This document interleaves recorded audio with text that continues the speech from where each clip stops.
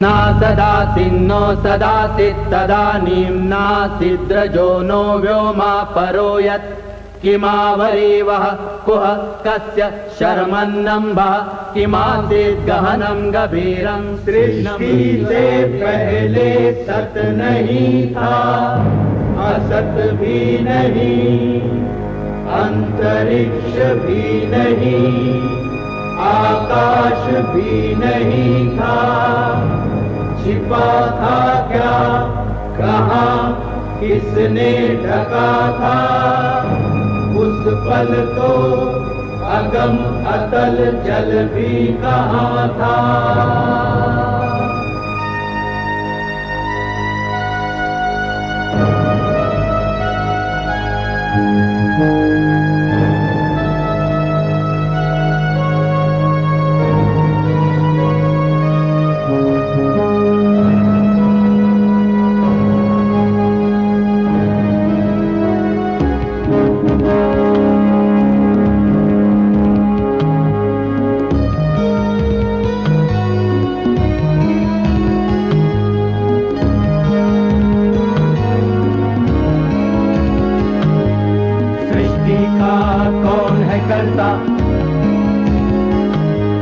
करता है वाह करता,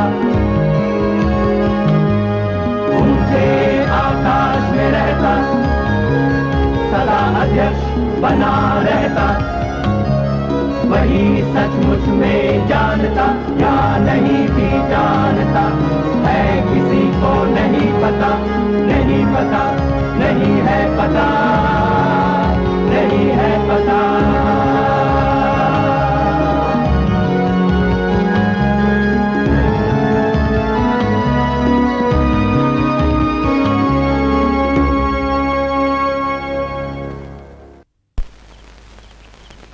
जेल में वक्त भी अपना मिजाज बदल लेता है। ख्याल और जज्बात की कमी के कारण समय थम जाता है और हाल और माजी का अंतर भी मिटने लगता है। माजी को जगाने के लिए हमें बीते कल को आज की जीती जागती जिंदगी की उन कड़ियों से जोड़ना पड़ता है जिनमें संघर्ष और मसाइल मौजूद हैं।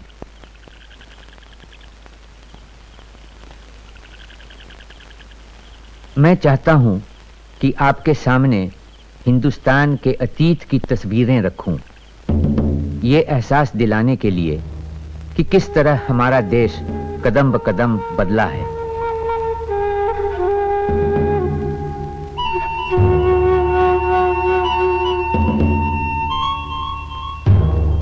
कैसे इतिहास की नदी युग बदलती हुई सदा बहती चली आई है और भंवर और मझधार के बावजूद एक अनजान समंदर की तरफ लपकती हुई बढ़ रही है।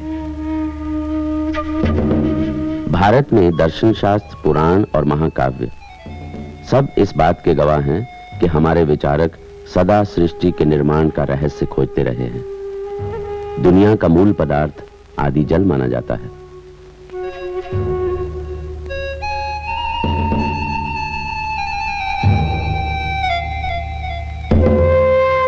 सृष्टि के निर्माण के बाद जीव जंतुओं के विकास का सिद्धांत हमें दशावतार के पहले 5 अवतारों में दिखाई पड़ता है। मत्स्य अवतार मछली का, जो आदि जल से उत्पन्न हुई। कूर्म अवतार कछुए का, जो जल और धरती दोनों पर रहता है। वराह अवतार, जो वायु पुराण के अनुसार चुना ही इसलिए गया है कि उसे जल क्रीड़ा का शौक है। फिर नरसिंह, इसके बाद वामन अवतार, जो शायद आदि मानव का प्रतीक है।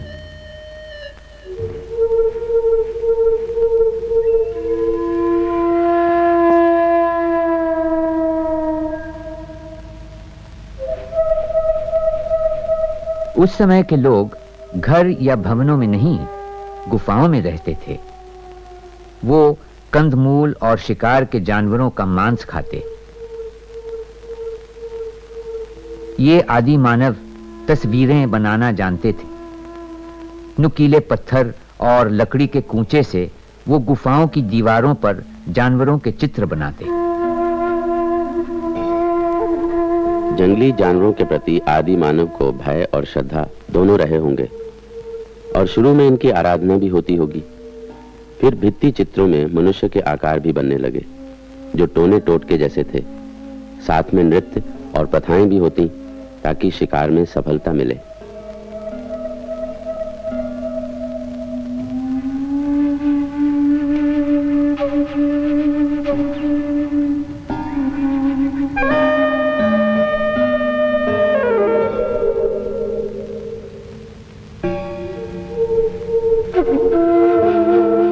सभ्यता की ओर इंसान का पहला कदम रहा झुंड या टुकड़ी बनाकर शिकार करना और साथ मिलकर बांटना। हर इंसान को पहले झुंड के बारे में सोचना होता था, फिर खुद के बारे में। झुंड या कबीला किसी खतरे में पड़ता तो हर एक को एकजुट होकर लड़ना होता। कोई शख्स झुंड के कामों में पीछे रहता तो उसे खदेड़ कर बाहर कर दिया जाता।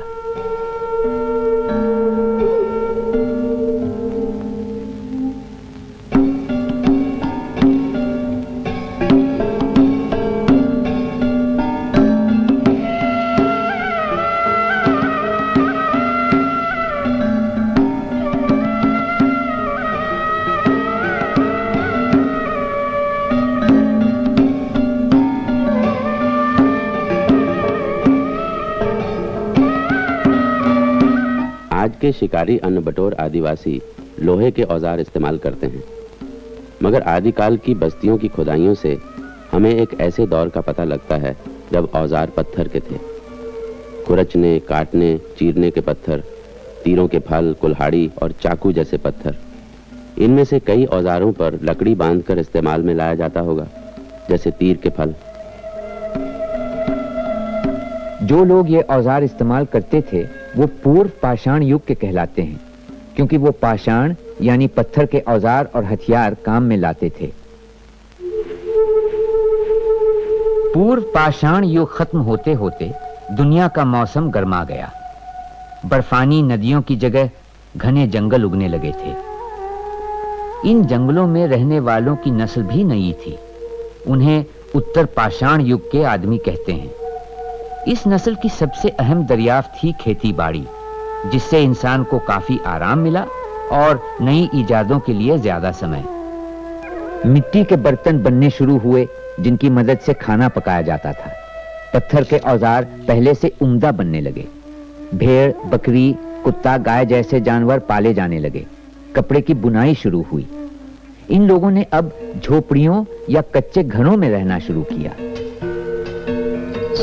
खेती बाड़ी का एक दिलचस्प नतीजा यह हुआ कि लोग गांव और नगर बसाने लगे। बड़ी नदियों के किनारे या जरखेज वादियों में आबादियां बसना शुरू हुई, जहां पानी और खाने की कमी न थी। जरूरत से ज्यादा अनाज भंडारों में जमा हुआ। ये अतिरिक्त मूल्य की शुरुआत थी। लोगों को सोच विचार का ज्यादा समय मिला। व्यापार होने लगा। कला और दस्तकारी में उन्नति हुई। अफगानिस्तान में मेहरगढ़, पाकिस्तान में कोटडीजी और राजस्थान में कालीबंगन जैसे कई स्थानों में उस विकसित ग्रामीण सभ्यता के सबूत मिलते हैं जो धीरे धीरे नगर सभ्यता में बदल रही थी। किसी नगर सभ्यता के विकास के लिए जिन शर्तों का पूरा होना जरूरी है वो हैं खपत से ज्यादा पैदावार, व्यापार प्रणाली, माल लाने ले जाने के आसान तरीके, आकार और नापतौल के नियम, माल की बिक्री के लिए चांदी, सोने, अनाज या सिक्कों का इस्तेमाल, कायदे कानून पर चलने वाला धर्म और खास तरतीब से बनी इमारतें। और इन शर्तों के पूरा होने पर ही सिंधु घाटी सभ्यता का विकास हुआ।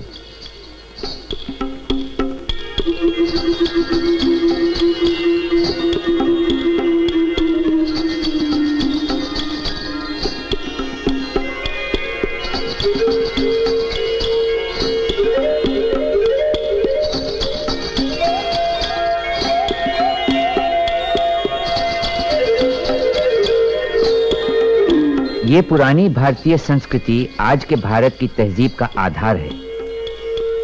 कितनी दिलचस्प और अनहोनी बात है कि इतिहास की शुरुआत से आज तक भारतीय संस्कृति और जीवन का अटूट सिलसिला कायम है।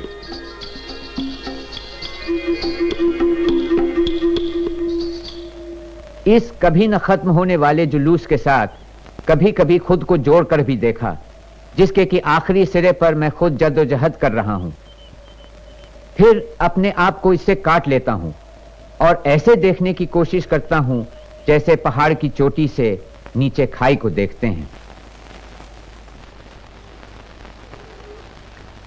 सिंधु घाटी के लोगों का दारोमदार व्यापार से जुड़ा हुआ ही लगता है। ये एक शहरी तहजीब थी जहां का व्यापारी तबका काफी अमीर था और एक अहम किरदार भी निभाता था।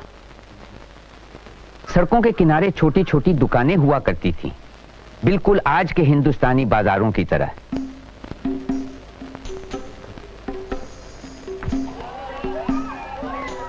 सिंधु घाटी तहजीब, जिसे हड़प्पा संस्कृति के नाम से भी जाना जाता है, अपने सुनहरे दौर में 2500 से 1900 ईसा पूर्व तक बलूचिस्तान की पहाड़ियों से लेकर सिंधु नदी के मैदानों तक और कच्छ काठियावाड़ से लेकर घग्गर यमुना घाटी तक फैली हुई थी।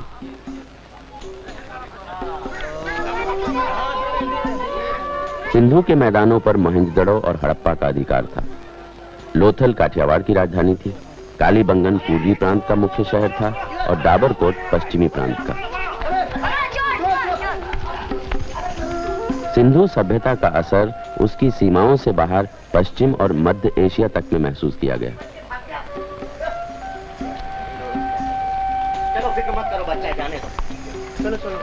सिंधु घाटी सभ्यता उस व्यापार का एक हिस्सा थी जो मेसोपोटामिया के निचले मैदानों से लेकर पारस की खाड़ी के दोनों छोरों को जोड़ता हुआ दक्षिणी ईरान और बलूचिस्तान से सिंध होता हुआ भारत के भीतरी हिस्सों तक फैला हुआ था।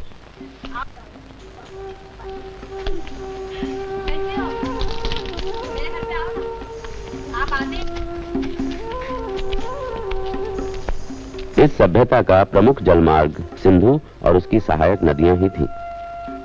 नदी और समुद्री जलमार्ग पर होने वाले व्यापार के अन्य महत्वपूर्ण गवाह हैं लोथल में स्थित गोदी और द्वारका में मिले पत्थर के लंगर और प्राचीन घाट।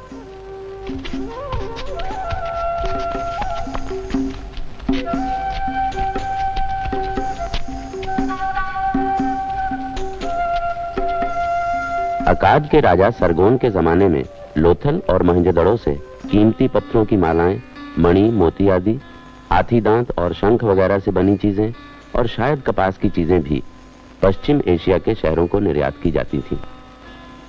उस वक्त की मिट्टी की मोहरों और शिलालेखों के हिसाब से आज का मकरान तट मगन और भारत का पश्चिमी तट मेलुहा कहलाते थे। भारत से पाल वाली नावें अकाद की खाड़ी तक चलती थी। मेलुहा से आते जहाज, मगन से आते जहाज, दिलमन से आते जहाज, अकाद के बंदरगाह का सबने छू लिया किनारा है।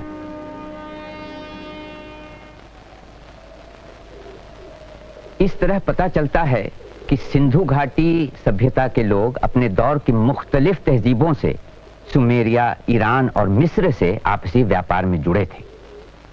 लगता है सिंधु तहजीब के शहरों के कारीगर ज्यादातर विदेशी बाजारों के लिए ही सामान बनाते थे। सामान की खरीद फरोख्त के लिए किसी मुद्रा का इस्तेमाल होता था या नहीं, इसके बारे में ठीक से बता पाना मुश्किल है। मकानों से सटे हुए बड़े गोदामों से अंदाज लगाया जा सकता है कि ये सौदागरों के मकान हैं।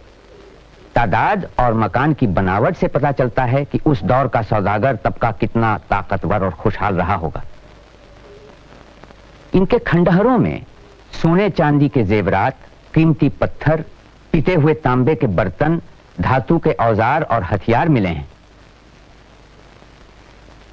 मोहनजोदड़ो और हड़प्पा के नगरों में अंतरराष्ट्रीय व्यापार की मंडियां थीं, जहां जगह जगह से आया माल साफ होकर छंटकर बांधा जाता था और फिर आगे भेजा जाता था। इन्हीं दोनों केंद्रों से कारवां दूर दक्षिण में कर्नाटक तक धातु और कच्चे माल की खोज में जाते थे। वहीं दूसरी ओर सीमा पार कर अफगानिस्तान, ईरान और मध्य एशिया तक जाते थे।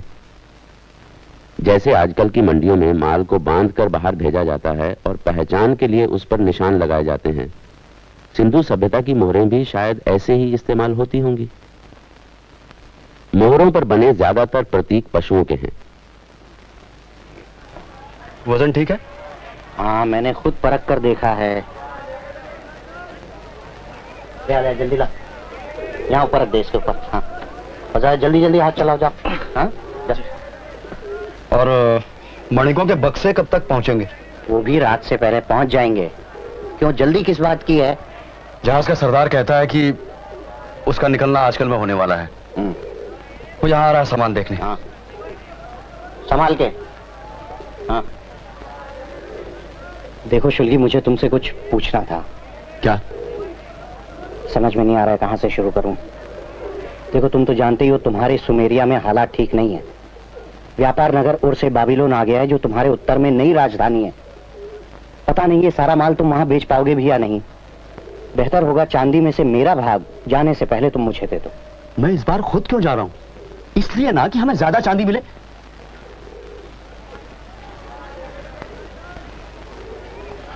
ठीक है, अगली बरसात तक तेरी चांदी भिजवा दूंगा। क्या पता उस समय तक मैं यहाँ रहूंगा भी कि नहीं। देखो, तुम्हारी ओर हमारे माल की मांग नहीं रही, इसीलिए गांव से सामान आना भी कम हो गया है। ऊपर से अब ये बाहर वाले भी हमारे यहाँ घुसने लगे हैं। देखो द्राहा, उनको शायद तुम जैसे व्यापारी दे रहे हो। पता नहीं क्या क्या लेन देन करते हो उनके साथ। अब ये बातें तुम ना करो तो अच्छा है। मैं नहीं चाहता कि नगर में लोग इसकी चर्चा करने लगे। और मैं तो तुमसे चांदी उधार मांगने वाला था। क्यों? ऐसे ही, अपने निजी कारण है। मैं कहां से लाऊं उधार? कुछ हो? वो देखो, सरदार आ गए। ये मेरे साझीदार हैं द्राहा। देवदार के लट्ठे लद गए? हाँ, सब सामान लग चुका है, बस आपका सामान बाकी है। सुना है बाहर के लोग नगर में उधम मचाने लगे। बस सब यही कह रहे हैं। अगर उन्होंने शहर पे कब्जा कर लिया तो आपका क्या होगा? कहाँ जाएंगे? वापस गांव चले जाएंगे और क्या। मेरी पत्नी के कुछ रिश्तेदार रहते हैं वहां, वही जो देवदार का व्यापार करते हैं। लेकिन गांव भी तो बर्बाद हो सकते हैं। मगर वहां रखा ही क्या है? वहीं से सब कुछ तो नगर में आता है। गांव और खेत नष्ट करके वो लोग खो देंगे क्या? खेती बाड़ी तक तो ढंग से आती नहीं उन्हें। गांव जिंदा रहेंगे, इसमें कोई शक नहीं है। मालिक, चुंगी निरीक्षक आ गए, आपको बुलवा भेजा है। क्यों? चुंगी तो हमने चुका दी है। सारा नहीं हो पाया। मैं सोच रहा था कुछ भाग तुम दे दोगे। मैं क्यों देता? तुम हमेशा देते हो। आपस में हमने यही तय किया है। भाई, कहा ना मंदा चल रहा है। अगर मेरी चांदी में से कुछ भाग मुझे दे देते पेशगी तो मैं। नहीं, चांदी मुझे खुद दरकार है, मैं नहीं दे सकता। अच्छा चलो, पहले चुंगी निरीक्षक से बात तो कर लें। आओ।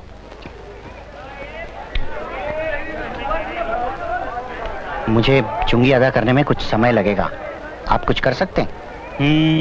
मैं एक सिंगे की मोहर लगाना बंद कर सकता हूँ। ये मजाक नहीं, हमें चुंगी जुगाड़ने में इस समय बड़ी देर हो रही है। देखिए, मैं कुछ नहीं जानता। चुंगी नहीं तो मोहर नहीं, आप लोगों का माल बाहर नहीं जा सकता। हमें कल तक का समय दे दीजिए। मोहर कल भी लग सकती है, मुझे कोई जल्दी नहीं है।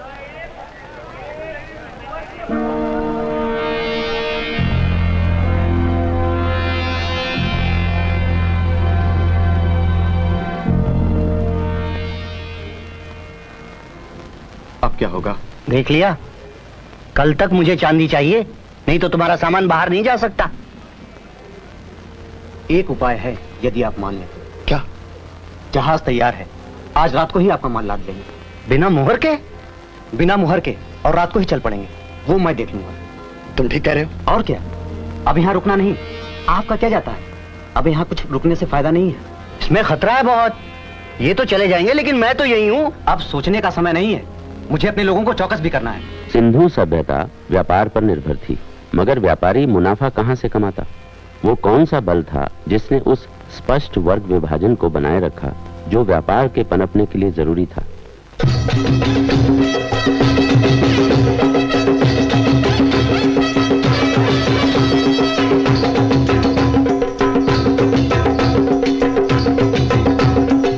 आम जनता पर व्यवस्था के नियंत्रण का अंदाजा मंदिर और पुजारी वर्ग की शक्ति से लगाया जा सकता है।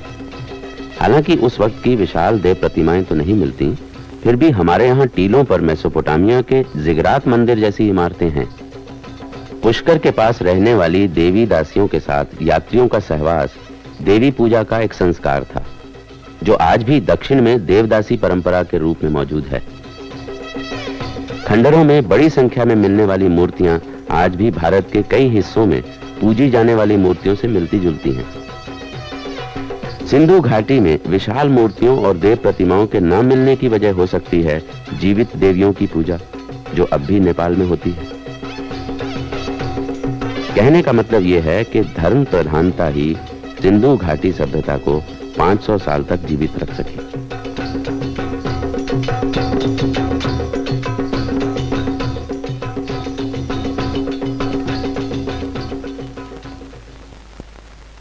सिंधु घाटी सभ्यता के लोग आखिर कौन थे और आए कहां से, यह हम अब तक नहीं जानते।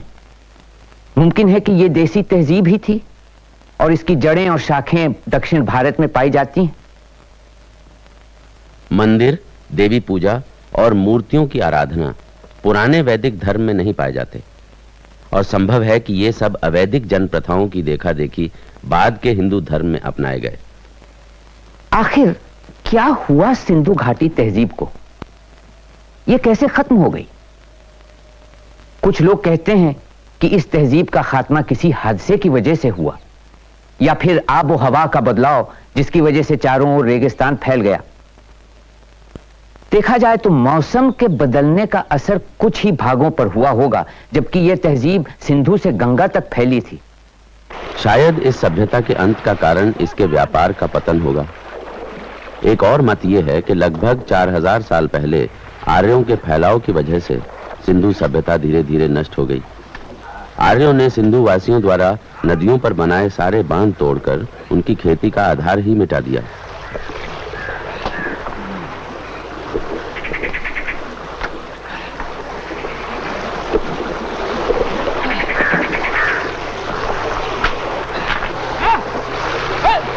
कौन हो तुम लोग?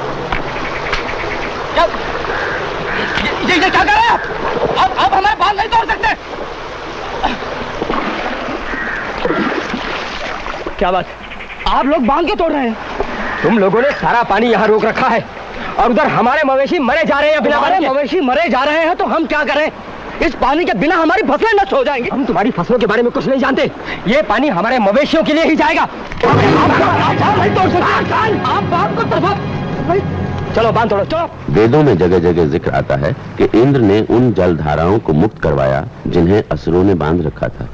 राक्षस ऊबड़ खाबड़ जमीन पर काले सर्प सा लेटा था। जब इंद्र ने अपने अंग भंग करने वाले शस्त्र से उस पर प्रहार किया, तब नदियों का प्रवाह रुक गया, धरती डोलने लगी, बड़ी बड़ी चट्टानें और पत्थर रथ के पहियों से लुढ़कने लगे और बंधी हुई समस्त जलधाराएं छूटकर दैत्य के लेटे हुए शरीर पर बहने लगी।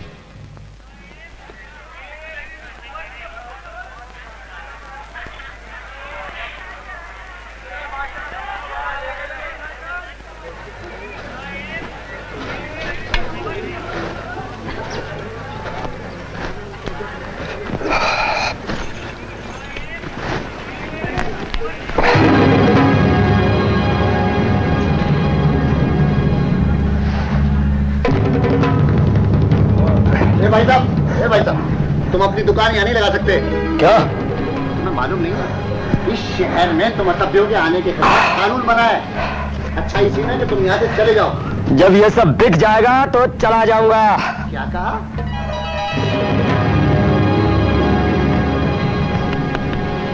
ये अपना सामान कहीं और जाकर बेचो। इससे पहले कि तुम्हें धक्के देकर यहाँ से भगा दिया जाए, तुम यहाँ से चले जाओ। कौन मुझे धक्का मारेगा? तू? अच्छा तो आजा, देखता हूँ कैसे मुझे धक्का मारकर भगाता है तू। अरे तू मुझे धमकी देता है?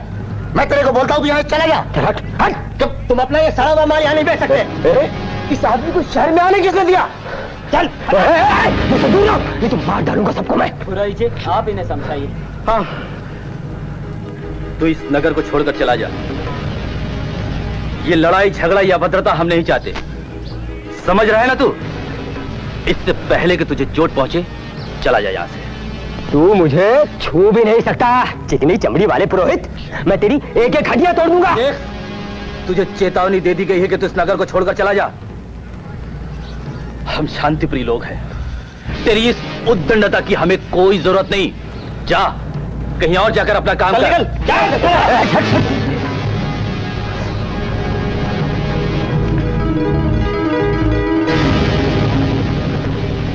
चाहता हूं परंतु याद रखना,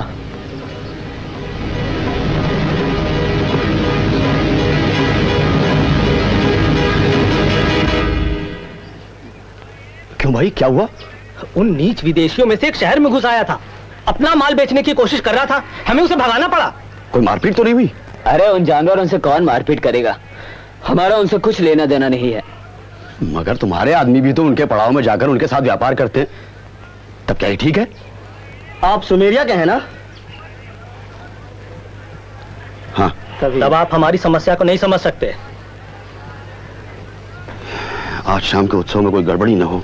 मुझे भी ऐसा ही लगता है।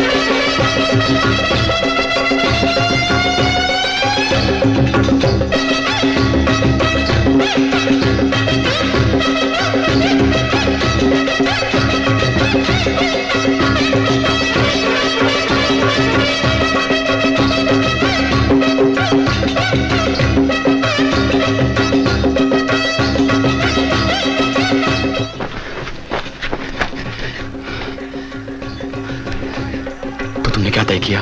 आ रही हो? कहाँ? मेरे साथ सुमेरिया। मगर क्यों? तुम जानते हो मैं नहीं आ सकती। पुजारी जी मुझे जाने की कभी अनुमति नहीं देंगे। मैं मंदिर के साथ जुड़ी हुई हूँ, मुझे शादी करने की आज्ञा नहीं है। मगर तुम्हें यहाँ शादी करने को कौन कहता? मगर तुम्हें यहाँ शादी करने को कौन कहता है? तुम मेरे साथ दिलमन चलो, हम वहाँ शादी कर लेंगे, कोई नहीं जान पाएगा। वो मुझे कभी अनुमति नहीं देंगे।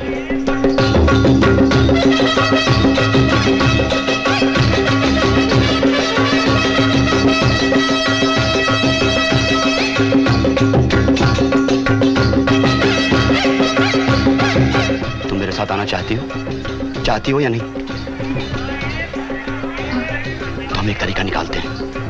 तुम आज रात मुझे मंदिर के पास मिलना और किसी को मत आना देना। पर यह संभव नहीं है।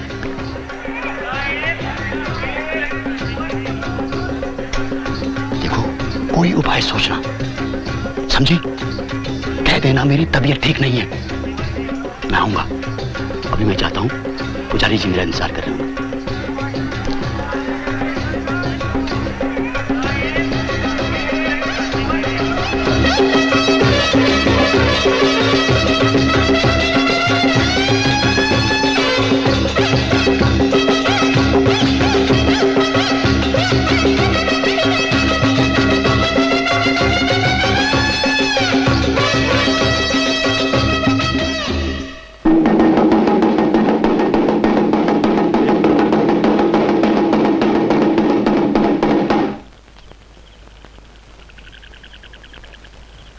हे नगरवासियों, मैं और मेरे ये मित्र दिलमन से आए हैं।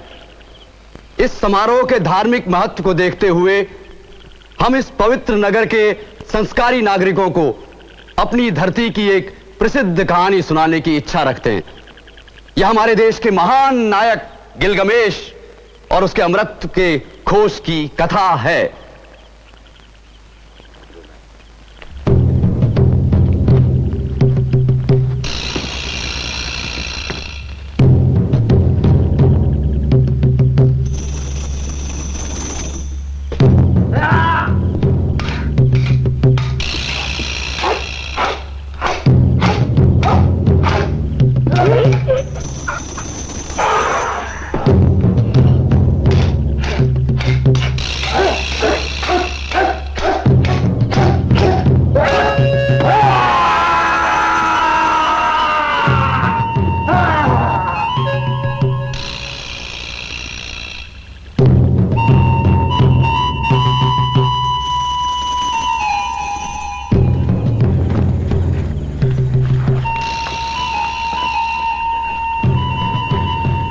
ठीक तो हो ना?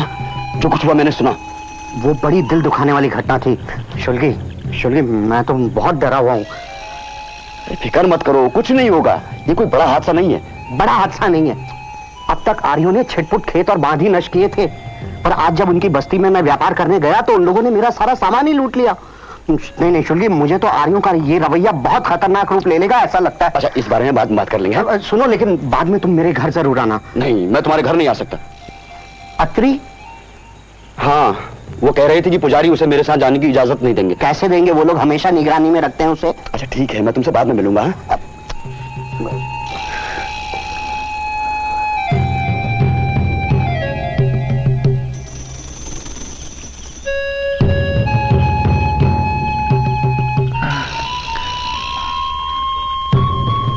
गिलगमेश, आज मैंने एक भयानक सपना देखा। मैंने देखा अनु को, याको और एनलिल को, स्वर्गिक समाज को आपस में सलाह करते देखा है। अनु को एनलिल से कहते सुना है, इन दोनों ने स्वर्ग वृषभ को नष्ट कर दिया, हुम्बाला को मार गिराया, इसीलिए इन दोनों में से किसी एक को मरना होगा। एनलिल को कहते सुना, इन कड़ू को मरना होगा। नहीं मरेगा गिलगमेश, इन कड़ू को मरना होगा। बंधु, प्यारे बंधु, वो मुझे मार डालेंगे।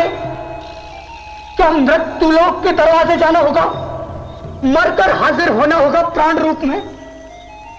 क्या अपने प्यारे भाई को अपनी आंखों से देखना कभी नसीब ना होगा? बंधु,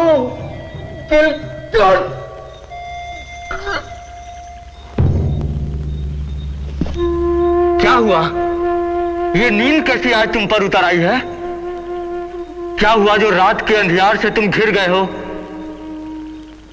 मैं बुलाता हूं मगर तुम मौन होकर के पड़े हो।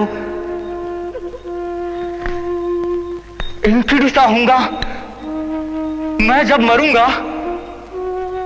फंस गया हूं किस मुसीबत में, घूमता मैं फिर रहा मरुभूमि में, मौत से डरकर खोजता हूं वो लोग जिसमें रहा करते अमर।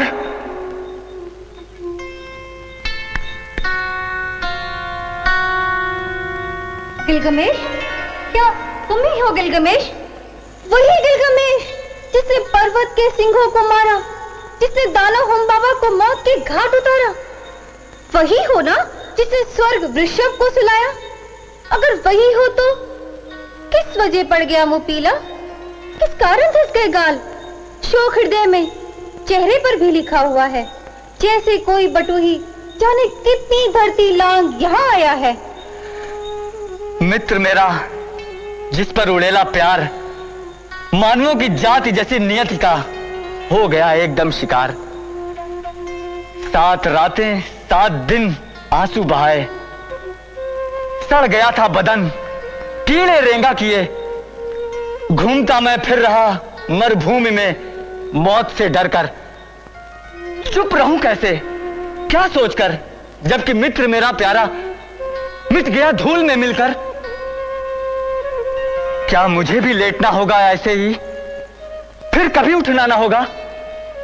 सिद्धूरी, मुझको बताओ, है कहां वो लोग जिसमें रहा करते अमर? कौन सी है राह उसकी और कौन सी उसकी निशानी?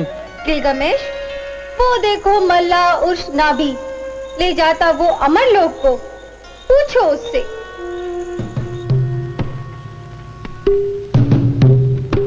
उर्श नाभी, कौन सी है राह जो अमर लोक जाती है? अगर वो सज्जनोचित, लांग कर सागर पकड़ लूंगा, यदि नहीं तो मरुभूमि को मैं पार कर लूंगा। तैर कर, चलकर कहां तू जाएगा? जिंदगी जो ढूंढता है नहीं पाएगा।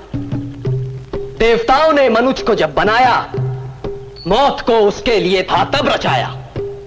हाथ में रखा उन्होंने जिंदगी को। गिलगमेश, उन्हें भी चाहिए कुछ पेट को। खुश रहो, हो रात चाहे दिन, मनाओ मौज तुम हर घड़ी छिन। गीत गाओ, झूम कर नाचो सभी कुछ भूलकर। वस्त्र पहनो नए कोरे, जगमगाते प्रीति कर।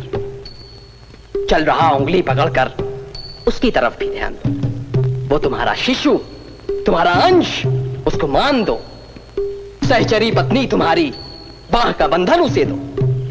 सिर टिका निश्चिंत हो ले, वक्ष का आधार दो।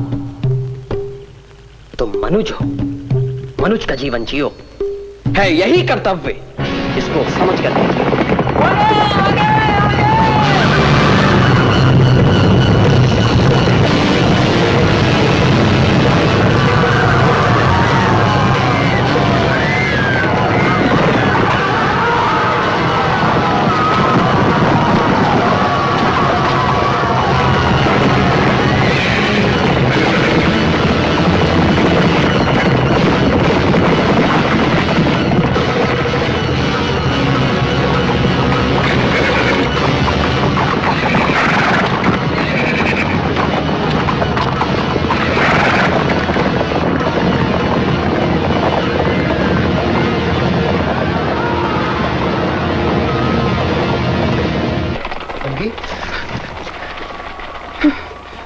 शुल्की, पागल हो गए हो क्या? जानते हो ये तुमने क्या किया? मैं नहीं जानता मुझे क्या हो गया है। भगदड़ में मैंने मौका देखा और इसे भगा लाया। अब अत्री को तुम्हें अपने पास छिपा कर रखना है। तो ये अत्री है। शुल्की, तुम्हारा पागलपन अब मायने रखता है। डरो नहीं, तुम यहाँ हिफाजत से हो। अगर मैं पकड़ी गई तो वो लोग मुझे जान से मार डालेंगे। मुझे कभी नहीं आना चाहिए था। फिक्र मत करो, कोई भी तुम्हें यहाँ खोजने नहीं आएगा। वो लोग समझेंगे कि तुम्हें लुटेरे यहाँ से लेकर गए हैं, समझी? अब क्या करना है? अब इसे किसी तरह यहाँ से निकालकर जहाज तक पहुंचाना होगा। इसका मतलब है तुम्हें दिलमन वापस लौटना होगा। और कोई चारा भी तो नहीं है। डूबती नैया छोड़कर भाग रहे हो? बकवास, सब ठीक हो जाएगा। शुल्की, आज रात जो हुआ उसके बाद भी तुम ये कह रहे हो? वो लुटेरे इस हद तक कभी नहीं बढ़े थे। मुझे तो लगता है वो हमारी बचाव की ताकत का इम्तिहान ले रहे थे। असली हमला तो आगे होगा। देखो द्राहा, मैं... अच्छा होगा तुम यहां से चले जाओ। तुम्हारी ओर से हर चीज अनिश्चित होती जा रही है। द्राहा, हमारे पास भेजने के लिए पूरा माल तैयार है। मैं दिलमन में जाकर खुद उसे बेचूंगा और तय मानो हमें उससे बहुत मुनाफा होगा। और अगले मौसम में जहाज की पहली खेप से तुम्हारी चांदी तुम्हारे पास पहुंच जाएगी। ऐसा नहीं हो सकता कि अत्री को एक हफ्ते के लिए तुम यहाँ छोड़कर चले जाओ? नहीं, इसकी गुंजाइश नहीं है। हमें जल्द से जल्द जाना है, नहीं तो हम यहाँ पर फंस सकते हैं। अच्छा, उस सुमेरिया कप्तान के बारे में तुमने क्या सोचा है? तुम्हें लगता है इस बारे में वो तुम्हारी मदद करेगा? उसका जहाज भी निकलने के लिए तैयार है। अगर वो चाहे तो तुम दोनों को साथ में ले जा सकता है। तुम एक काम करो, कल सुबह ही तुम अत्री को साथ लेकर उस जहाज पर छिप जाओ। वो तो ठीक है, लेकिन एक सिंगा मोहर का क्या होगा? वे तुम्हारे ऊपर जुर्माना कर सकते हैं। तुम उसकी फिक्र मत करो, तुम सिर्फ उस जहाज के कप्तान को संभालो। मैं तुम्हारा बहुत आभारी हूं, मगर लुटेरे आए तो तुम कहां जाओगे? अपने गांव चला जाऊंगा। और कहां जाऊंगा? मुझे यकीन है सब ठीक हो जाएगा। हाँ, तुम्हें तो हमेशा हरा ही हरा नजर आता है। द्राहा, हम दोपहर तक माल का इंतजार करेंगे। अगर लड़ाई नहीं हुई तो हम चल देंगे, ठीक है? ठीक है, ये लो, अत्री का ध्यान रखना। जहाज छूटने तक किसी की भी नजर इस पर नहीं पड़नी चाहिए। हाँ?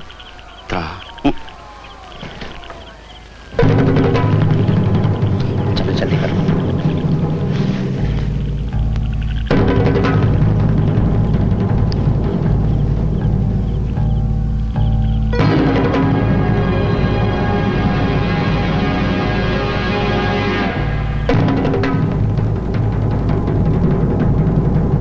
ये सभ्यता अचानक नहीं मर गई जैसा कि पहले माना जाता था।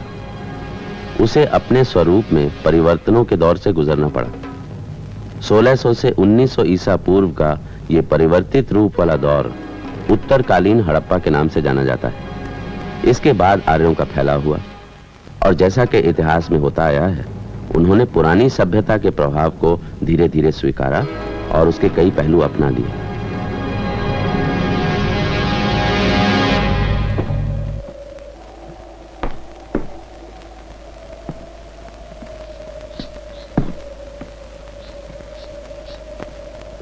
ये महज एक इत्तेफाक था कि मोहनजोदड़ो और हड़प्पा की खोज हो पाई, इसमें कोई शक नहीं कि हिंदुस्तान में पुराने शहर और प्राचीन आलार अभी तक जमींदोज हैं।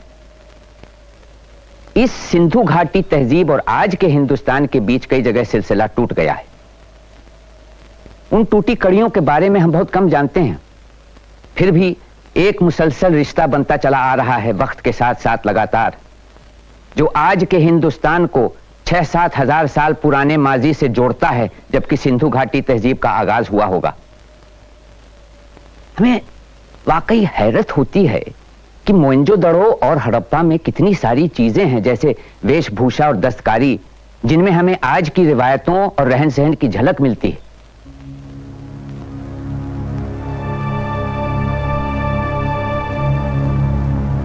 सारम्या नगरी महान राजा, सामंत जनवे कहाँ, विद्वत राजसभा कहाँ मद भरी, चंद्राननाए कहाँ, चारण किरण गान तान गर्वी, युवराज है अब कहाँ, डूबे सब अब रह गई हैं यादें, कालाय तस्मै